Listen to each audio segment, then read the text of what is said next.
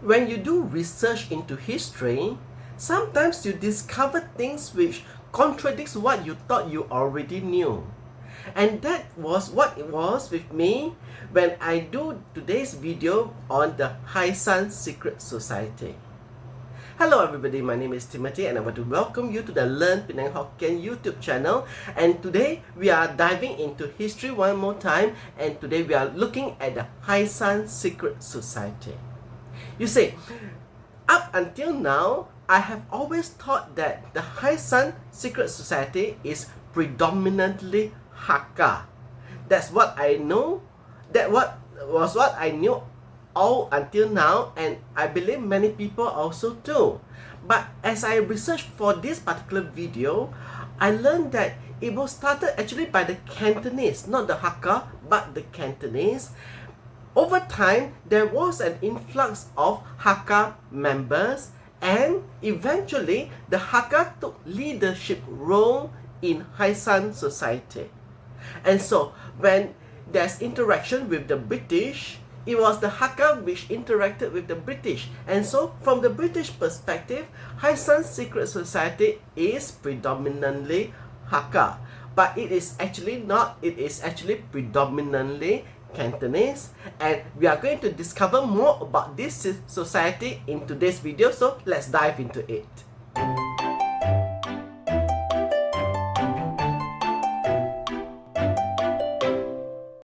Prologue: Shadows Beneath the Tin Hills. When we speak of secret societies in 19th century Malaya, many imagine criminal gangs operating in the shadows for profit and power. But the reality is more complex. In that era, secret societies were the scaffolding upon which the Chinese migrant communities built their lives. They organized labor, mediate disputes, and provided protection in a land far from home. And among them, one society stood out as the titan in the tin-rich lands of Perah and beyond, the Hai San.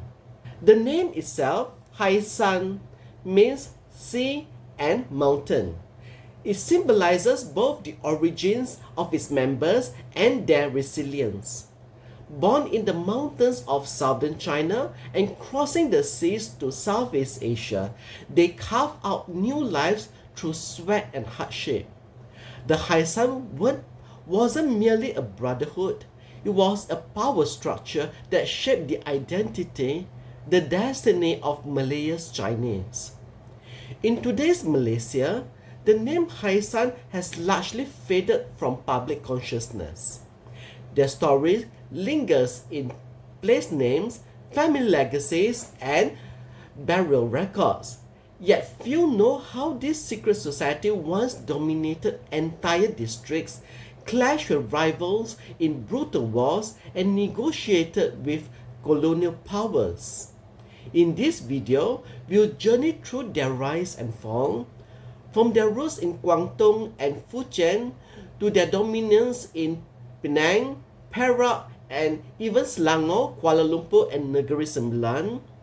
The Hai San story is one of migration, survival, and power. And I must confess, this is a story I find personally fascinating. Growing up in Penang, I've heard fragments of these stories, whispered names of powerful Taukas, tales of secret brotherhood, but little detail. Creating this video gives me the chance to piece together those scattered fragments and share them with you. So let's begin. Chapter 1: Origins in China, the Sea and the Mountain. The story of the Hai San Secret Society begins not in Malaya, but across the sea, in the hills and valleys of Guangdong and Fujian provinces in southern China. It was there, amid the turbulent conditions of the late Qing dynasty, that countless young men were driven by poverty, civil war, and foreign incursions to seek their fortunes elsewhere. The Hai San itself emerged from this world of migration and brotherhood. loosely tied to the larger Tian Ti Hui, or Heaven and Earth Society. The Hai San formed as a distinct fraternity among Chinese miners and workers, especially those in the tin and gold industries. The name Hai San, literally sea mountain, was more than poetic. It represented both the ancestral mountains that they had left behind and the seas they had crossed in search of a new life. In their homeland, secret societies like the Hai San offered more than just camaraderie. They provided protection in lawless areas, support during hard times, and a sense of belonging. Initiation rituals, oaths of loyalty, and strict hierarchies bonded the members into tight-knit networks that could function almost like alternate governments. These networks were portable. When the great tide of Chinese migration swept into Southeast Asia in the 18th and 19th centuries, the societies came along, embedded in the very social fabric of the migrants themselves. Personally, I find it fascinating how such societies, originally formed to resist oppression or manage local affairs in China, transformed themselves into economic powerhouses once transplanted to Malaya. In a way, they carried their own mountains in their hearts even as they crossed the sea. From these beginnings in Guangdong and Fujian, the stage was set for the Hai San to rise not merely as a society of miners, but as a force that would reshape entire regions of Malaya. Chapter 2: Crossing the South China Sea, the arrival in Penang. By the early 19th century, the wave of Chinese migration had begun to reshape the strait settlements. And among the first footholds for the Hai San in Southeast Asia was the bustling port of Penang. Penang, or Pulau Penang, had become a magnet for Chinese settlers, especially those from Guangdong and Fujian. British colonial rule offered opportunities, tin mining, trade, and the freedom to form communities. But those communities also carried the challenges of the old world: rivalries, competition, and the ever-present need for security. In this environment, the Hai San took root. Organized initially among Cantonese miners and traders, the society soon attracted Hakka members as well, particularly among the laboring classes. Here in Penang, the Hai San acted as a quasi-official organization for its members, mediating disputes, regulating labor, and even providing welfare services for new arrivals. It's worth pausing to reflect on this. As someone from Penang myself, I've often walked past old shophouses and clan temples without realizing how deeply societies like the Hai San were woven into their history. To many migrants, the Hai San wasn't a shadowy conspiracy. It was simply the organization that helped them survive. In those early days, Hai San's activities in Penang were not centered around conflict. Rather, they provided a structure within which the rapidly growing Chinese population could operate. They arranged employment, offered loans, and provided protection in a foreign land where the British were more concerned with trade than with the welfare of Chinese miners.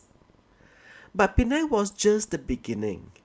As word of rich tin deposits in Perah spread, the leaders of Hai San saw a new opportunity. From the port city, they would soon push inland where the tin hills of Larut awaited.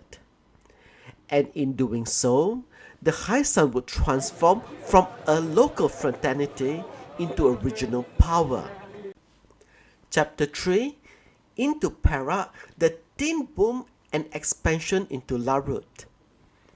From the bustling streets of Penang, the Haisan's ambitions turned inland to the tin-rich valleys of Larut in present-day Perah. This was the frontier where fortunes could be made and lost. The British were still focused on the ports, and the Malay chiefs of the interior welcomed Chinese miners as a source of wealth. It was the perfect opportunity. The Haisan moved swiftly. By the mid-19th century, the society had established itself as the dominant force among Chinese miners in Larut.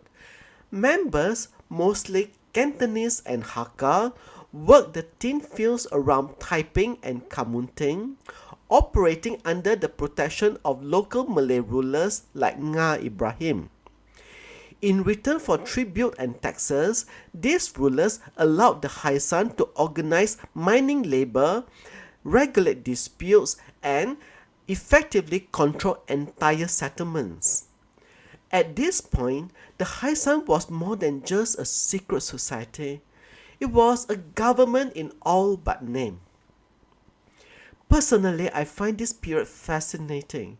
As a child, I've heard of Taiping as Malaysia's first town with electricity and the rainiest town in the country. Yet behind these quaint facts lies a history of frontier settlements built by Chinese miners, organized and protected by the Haisan. Of course, power breeds rivalry. The prosperity of Larut drew not just miners but competitors. The Ghee Hin Society, largely made up of Hokkien, Teochew, and some Hakka migrants, established itself as Haisan's principal rival in the tin fields.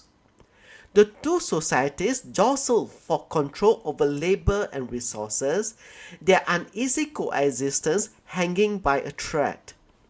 For the Haisan, Larut was more than an economic opportunity, it was the foundation of their regional power.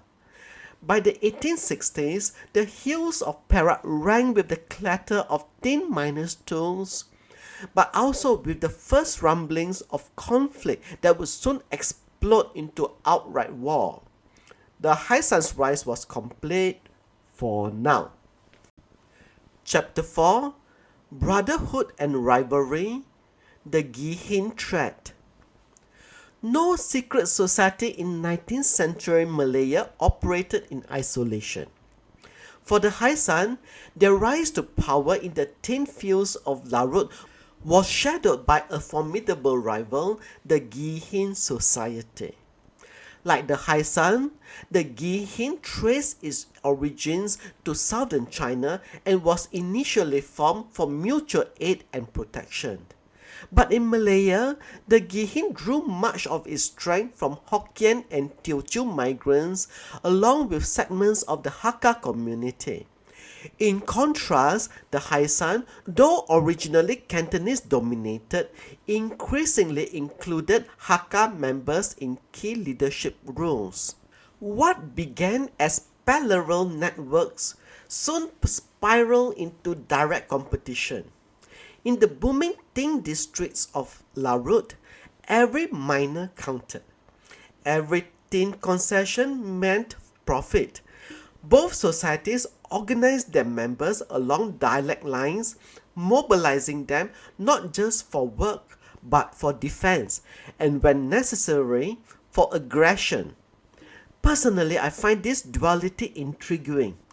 On one hand, these societies provided a structure of support and solidarity. On the other, they operated as paramilitary organizations ready to mobilize hundreds of men at short notice. And it was this darker side that would soon dominate events in Perah. The Ghee Hin saw the Haisan's growing dominance in Larut as a threat to their economic interests. Skirmishes broke out over control of mining lands, water rights, and trade routes. Each confrontation fed a cycle of retaliation. What began as localized disputes escalated into coordinated attacks and pitched battles. In the eyes of the British in Penang and Singapore, these were merely Chinese riots. But in reality, on the ground was more complex.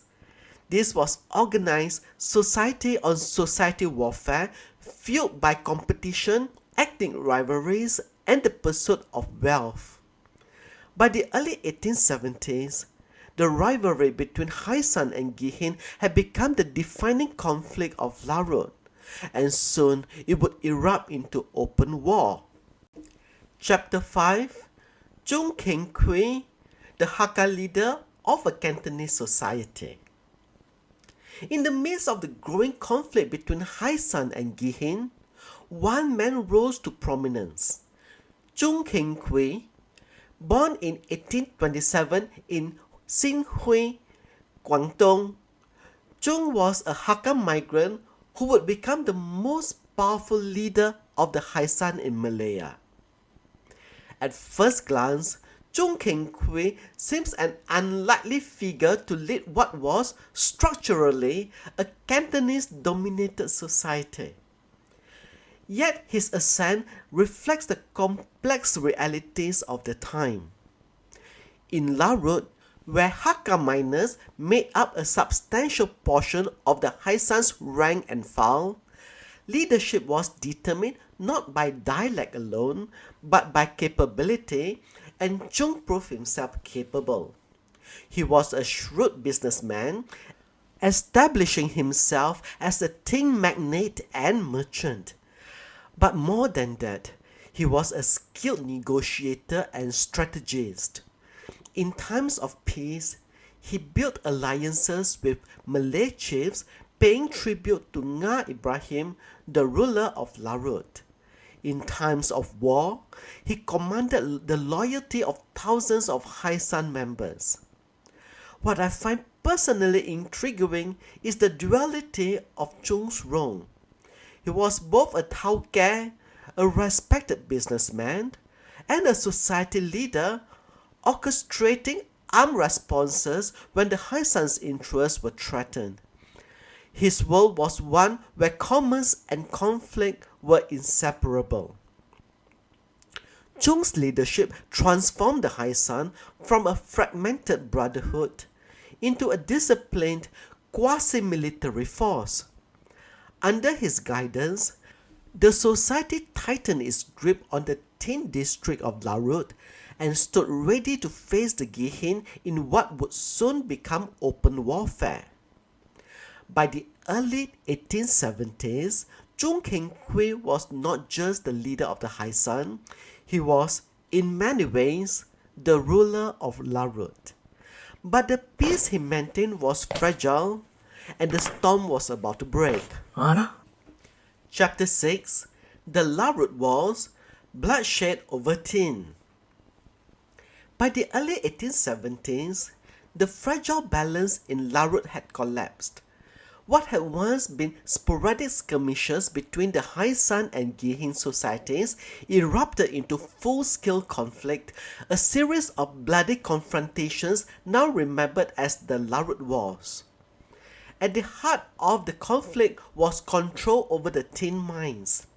But underlying this economic struggle were deeper divisions, dialect rivalries, alliances with competing Malay chiefs, and the question of who would dominate the future of the region. The wars unfolded in four major phases from 1861 to 1874, each deadlier than the last. On one side stood the Haisan, led by Jung Kang Qui. They controlled much of Larut's interior, commanded thousands of miners, mostly Cantonese and Hakka, and operated from fortified settlements like Kamunting and later Taiping. On the other, the Ghee Hin, backed by their networks of Hokkien and Teochew miners, fought to break Haisan's dominance. This was not disorganized rioting.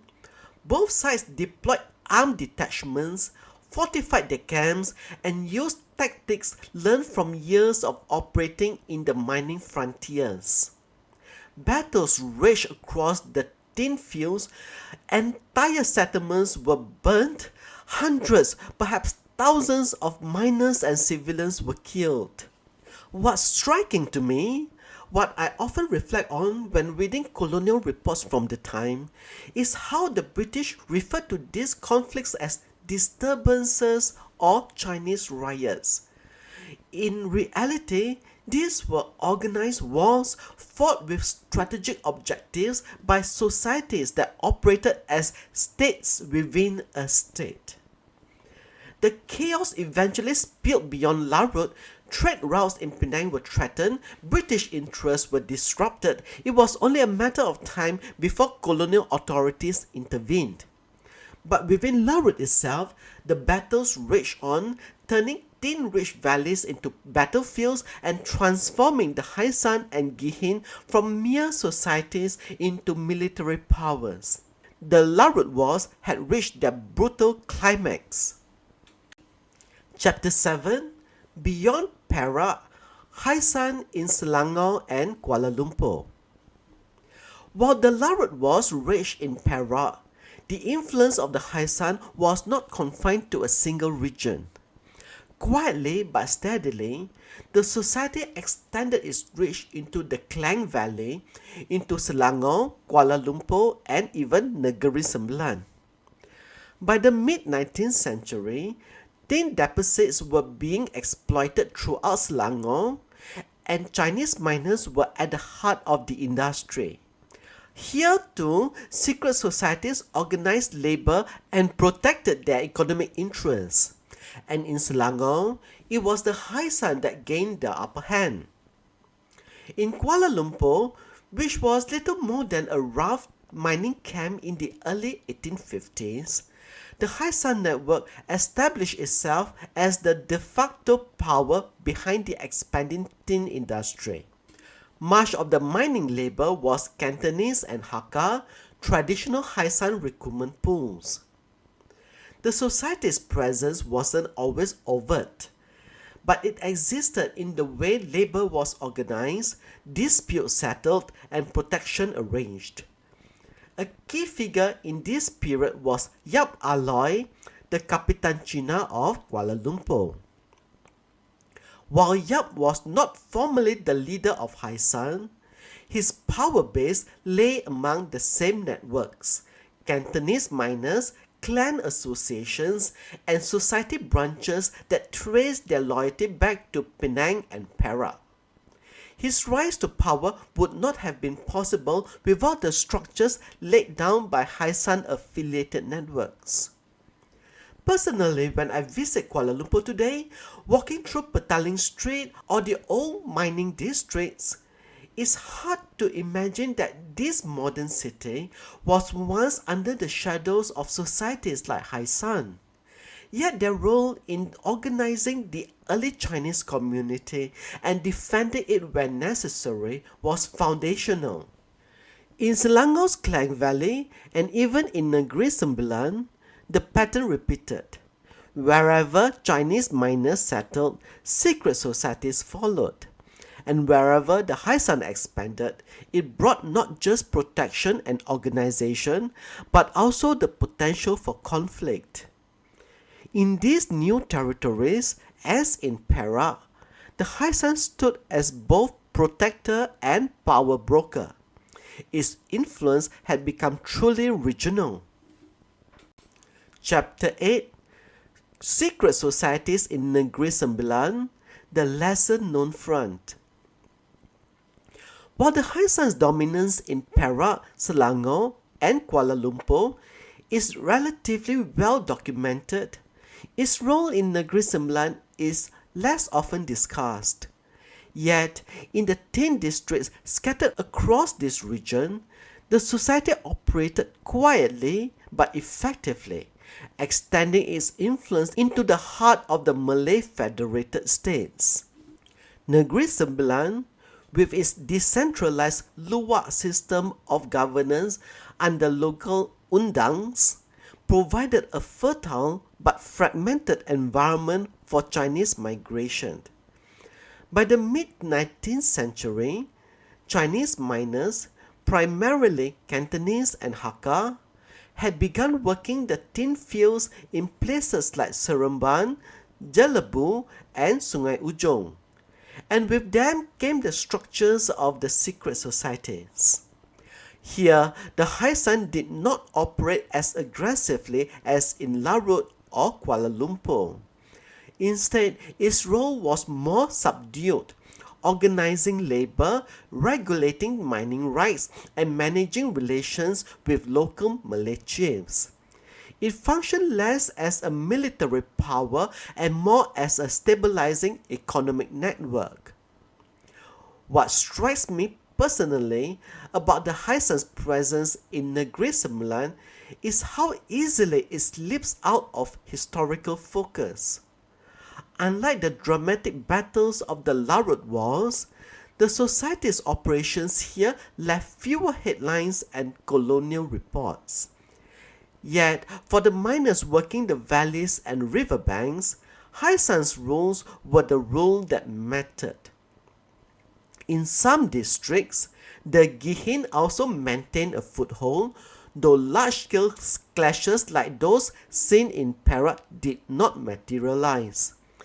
Instead, both societies coexisted in a delicate balance, organizing their respective labor pools and maintaining order, though always under the surface, rivalry lingered.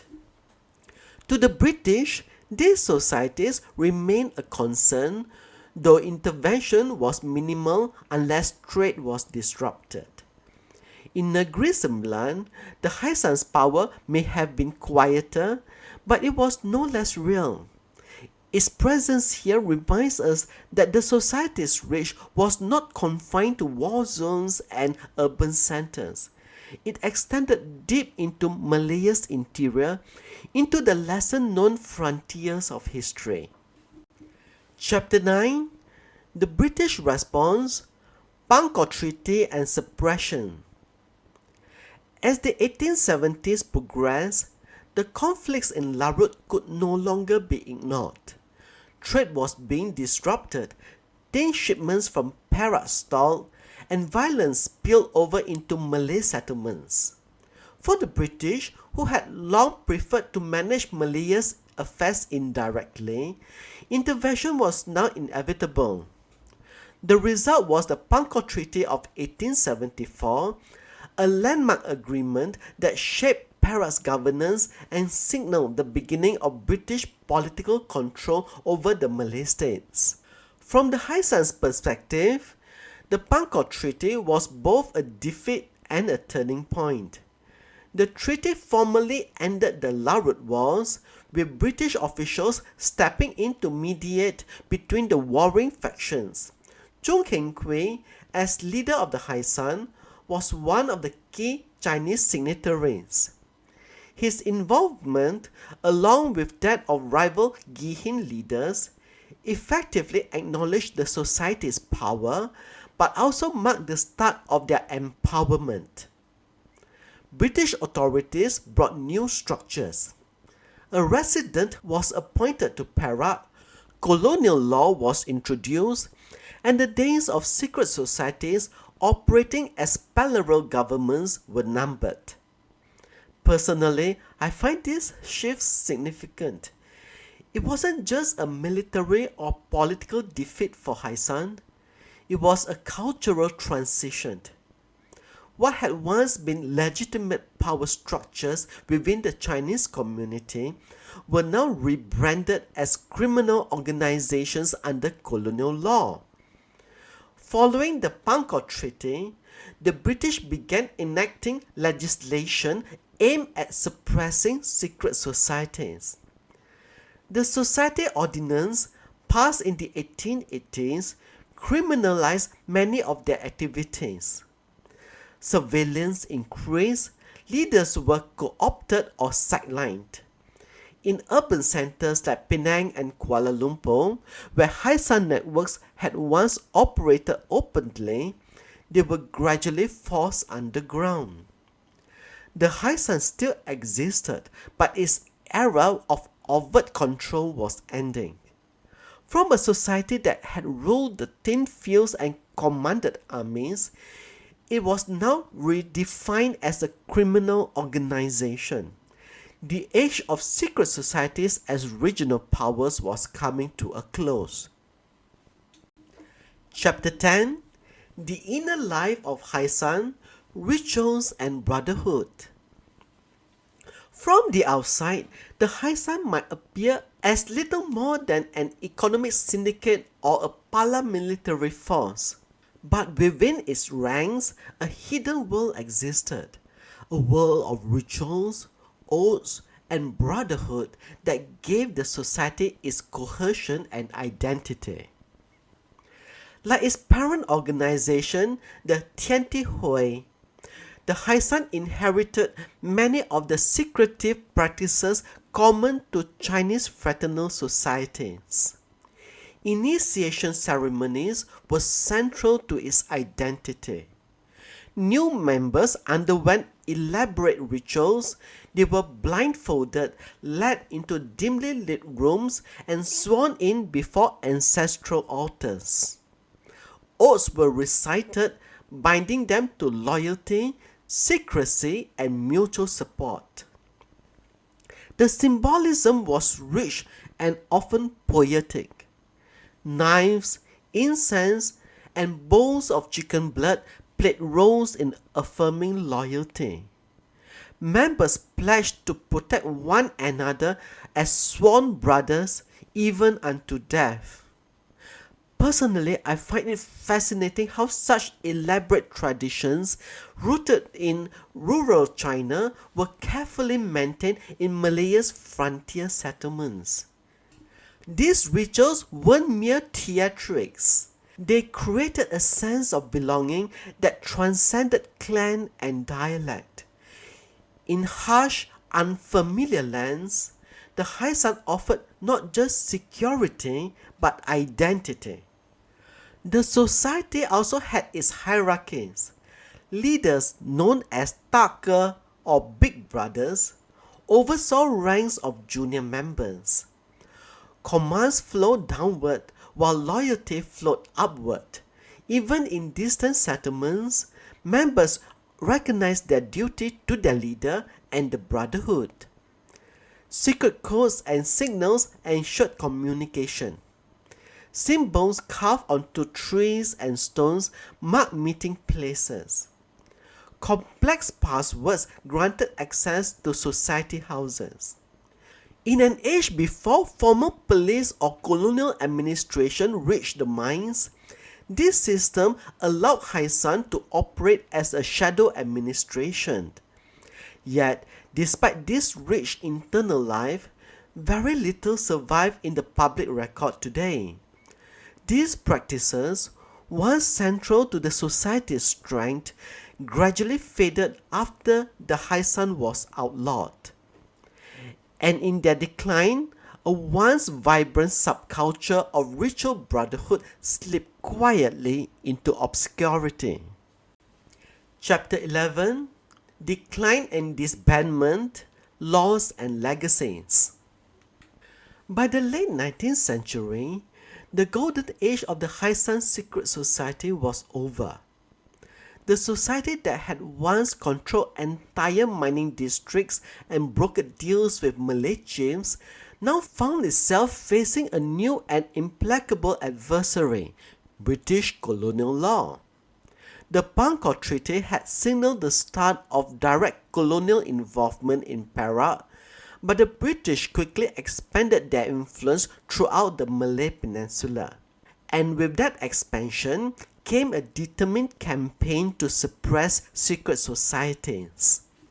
In 1877, the Suppression of Dangerous Societies Ordinance was enacted, criminalizing societies deemed subversive or dangerous to public order.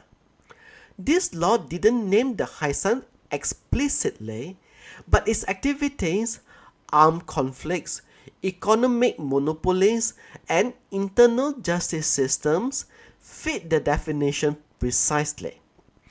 Under pressure, the Haisan retreated from public life. Its society houses closed. Its leadership, men like Jung Kang Qui, shifted their focus from society leadership to legitimate business. Jung himself became a wealthy tauke, investing in property and commerce, carefully distancing himself from the shadowy network that had once empowered him.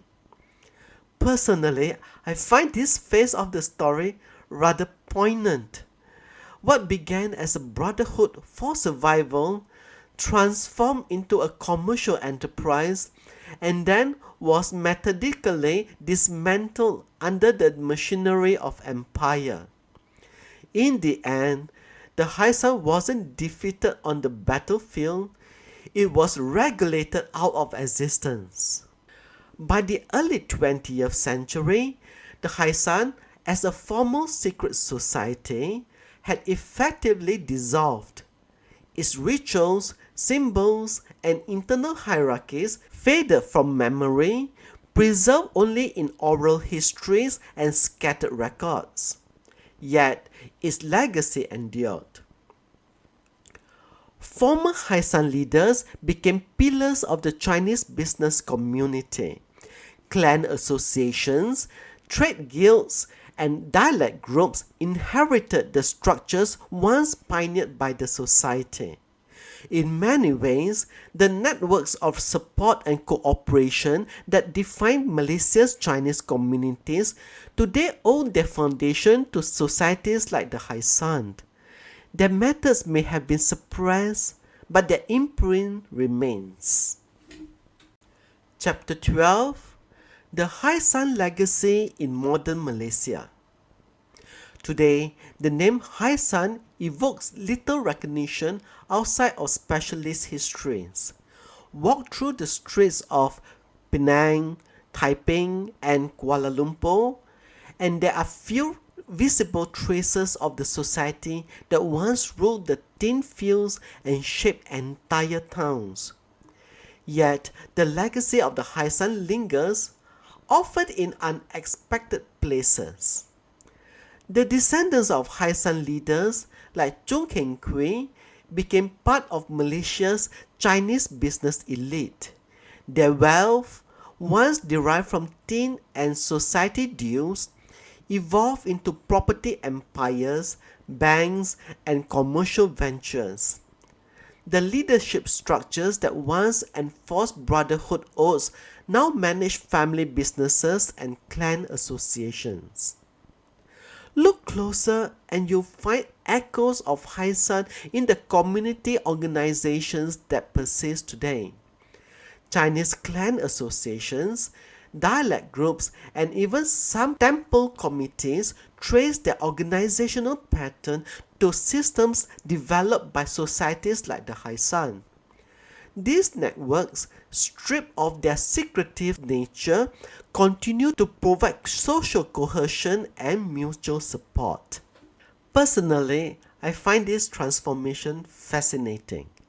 The same structures that once organized miners and soldiers now manage business councils and cultural festivals. The same instinct for self-organization, born out of necessity in foreign land, persists, but in forms that modern Malaysia accepts and celebrates. In a way, Haisan society is not one of disappearance, but of adaptation. The conflicts of the Larut Wars, the hidden rituals, the power struggles with Ghee Hin, these have faded into history, but the society's deeper legacy as a framework for organizing Chinese life in Malaya remains embedded in the bones of modern Malaysian Chinese society. As we trace the rise and fall of Haisan, we are, in many ways, tracing the origin of Malaysia's Chinese community itself. Their story is our story. Epilog: Remembering the Brotherhood. As we end our journey through the history of the Hai San secret society, I'm left with a sense of both admiration and ambiguity. Admiration for how this society, born in the mountains of southern China, managed to transplant itself across the South China Sea and shape entire communities in Penang, Perah, Selangor, Kuala Lumpur and Negri Sembilan. But also ambiguity, knowing that this was not simply a story of brotherhood and resilience, it was also a story of rivalry, bloodshed and power. The Hai San stood at the crossroads of migration and survival. To many Chinese migrants, it was a protector, a lifeline in unfamiliar lands. To the British, it was a threat to order, and to its rival, it was an enemy. History, as always, depends on who tells the story. Personally, I've always found it remarkable how little we speak of societies like the Hai San today. Their traces lie hidden in local memory, family stories, and the occasional street name, but not much more. And yet, they played such a foundational role in the development of Malaysia's Chinese communities. Perhaps that's why I feel compelled to tell this story, to remember the men who carried the name Hai San, not as heroes, not as villains, but as people shaped by their time, who built their lives and their brotherhood beneath the shadow of tin hills. Their society is gone, but their story endures. Thank you for joining me right to the end of my explanation on the Hai San Secret Society. If you have enjoyed this video, please do give it a like so that YouTube will show it to more people, especially those who are interested in the history of the Malaysian Chinese society. Also, subscribe to the Learn Penang Hokkien YouTube channel for information on culture, history, and of course the Penang Hokkien language. Until we meet again, this is Timothy signing off. Kamsalu Cece.